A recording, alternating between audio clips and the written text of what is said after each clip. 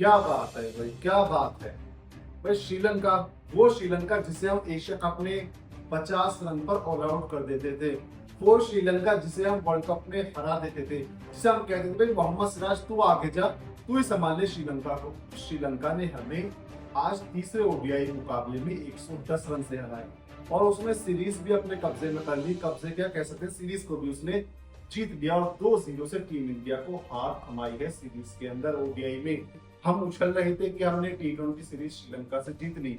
अब श्रीलंका ने हमें मुंह तोड़ जवाब दिया और कहा है कि T20 तो तुमने जीत ली, लेकिन वनडे हमने भी जीती। तो श्रीलंका ने आज के मैच में टीम इंडिया को 110 रन से करारी हार थमाई। होता ही है दोस्तों, श्रीलंका टॉस जीतती है। टॉस जीतते श्रीलंका वाले शान से कहते हैं पहले हम बल्लेबाजी करेंगे। जब हमने पहले मुकाबले में 230 बनाकर मैच को ड्रॉ कर दिया, दूसरे मुकाबले में हमने 240 रन बनाकर 32 रन से मुकाबला जीत लिया, तो तीसरे मुकाबले में हम 250 बनाएंगे और मुकाबला जीतेंगे। लेकिन 250 तो श्रीलंका से नहीं बने, लेकिन 248 उन्होंने जरूर बना किए और 249 रन का लक्ष्य टीम इंडिया के सामने रखा। अब टीम इंडिया के महान बल्लेबाज जब बल्लेबाजी के लिए उतरते हैं तो रोहित शर्मा अपनी महानता दिखाते हुए 20 बॉल में 35 रन बनाकर आउट हो जाते हैं। मेरी समझ में ये नहीं आ रहा कि यहाँ पर आपको 5 ओवर में 100 रन बनाने हैं या 50 ओवर में 250 रन बनाने हैं। 300 बॉल में 250 रन बनाने हैं आपको, तो इस तरीके से आप ना ही खेलें कि आपको 5 ओवर में 30 बॉल में 100 बनाने हैं। लेकिन इसी तरीके से हमें रोहित शर्मा खेलते हुए दिखाई देते हैं और वो खेलने के चक्कर में आउट हो जाते हैं। और एक खिलाड़ी, 11 में से एक खिलाड़ी टीम इंडिया में फॉर्म में है, वो भी जल्दीबाजी के चक्कर में हमें आउट होते हुए नजर आते हैं। माना कि रोहित शर्मा अच्छे खिलाड़ी है, लेकिन फिलहाल इस तरीके का वो गेम दिखाएंगे तो कहीं ना कहीं टीम इंडिया के लिए ये नुकसानदायक साबित होगा। दूसरे हमें महान खिलाड़ी प्रिंस, जिन्हें हमने प्रिंस का दर्जा दे रखा है, जिन्हें हम कहते हैं ये आने वाले क्रिकेट के टीम इंडिया के प्रिंस हैं, ये राजकुमार हैं। शुभमन गिल 6 रन बनाकर आउट होकर पवेलियन का रास्ता नापते नजर आते हैं।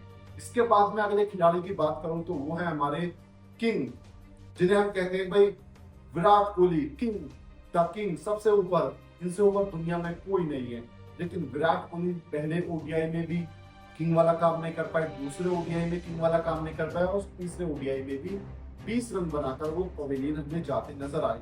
विराट कोहली से आप कहिए कि भाई एटीट्यूड दिखाना है, सबसे आगे खड़े मिलेंगे। विराट कोहली से कहिए किसी छोटे खिलाड़ियों को आंख दिखानी है, सबसे आगे खड़े मिलेंगे। विराट कोहली से कहिए बदतमीजी करनी है, गाली गलौज करनी है, विराट कोहली सबसे आगे खड़े मिलेंगे। लेकिन फिलहाल विराट कोहली से कहिए कि भाई बल्लेबाजी करनी है, तो विराट कोहली के बस की बल्लेबाजी इस समय की मुझे लग नहीं रही है, क्योंकि तीनों मैच में विराट कोहली हमें फ्लॉप होते नजर आई है। इसलिए विराट कोहली के फैंस जरा बुरा ना ही माने तो ही बेहतर है। अगले खिलाड़ी की मैं बात करता हूँ, वो है हमारे अय्यर साहब। अय्यर साहब को टीम इंडिया में मौका क्यों मिला, ये मैं भी नहीं जानता, ये एक्सपर्ट्स भी नहीं जानते। लेकिन सिर्फ इतना जानते हैं कि भाई केकेआर के ये कप्तान थे और गौतम गंभीर केकेआर के मेंटर थे। इसकी बदौलत ही अय्यर को टीम इंडिया में मौका मिला है। परफॉर्मेंस की बदौलत उन्हें कोई मौका नहीं मिला, क्योंकि कोई खास परफॉर्मेंस उन्होंने, कोई झंडे तो उन्होंने पिछले समय में 2-4 महीनों में गाड़े नहीं है।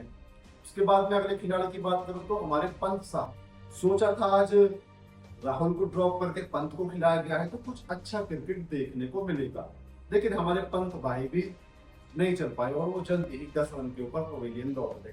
इसके बाद में अगले महान खिलाड़ी की बात करूं तो वो है हमारे the great allrounder Shivam Dube. जी हाँ दोस्तों, शिवम दुबे, ऐसा नाम जो चेन्नई में कमाल करता है, ऐसा नाम जो धोनी की नजरों में सबसे ऊपर रहता है, ऐसा नाम जिसे सब कहते हैं भाई आने वाला युवराज सिंह। लेकिन युवराज के पैर की धूल भी नहीं हमें दिखाई दी है आज के मैच में शिवम दुबे। और शिवम दुबे आज के मैच में फ्लॉप साबित हुए और शिवम दुबे आज के मैच में 8 रन बनाकर पवेलियन का रास्ता नापते नजर आए।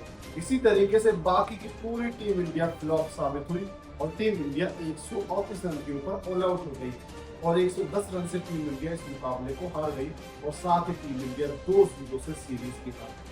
तो ये था आज के मैच में टीम इंडिया का परफॉर्मेंस। और वही बात दूसरी, टीम इंडिया आज जो सीरीज हारी है श्रीलंका से, बाइलेटरल सीरीज 1997 यानी कि 1997 के बाद में टीम इंडिया पहली सीरीज हारी है श्रीलंका से, यानी कि 27 साल बाद श्रीलंका ने हमें हराया है। हिस्ट्री क्रिएट की है श्रीलंका ने 27 साल बाद। तो श्रीलंका के लिए जश्न का माहौल है। हम श्रीलंका को कॉन्ग्रेचुलेट कहना चाहते हैं और इंडिया को कहना चाहते हैं कि आप अपने अंदर सुधार कीजिए, वरना आने वाले समय में हो सकता है कि टेस्ट मैच में बांग्लादेश भी आपको आ जाए और आपको पता भी न चले।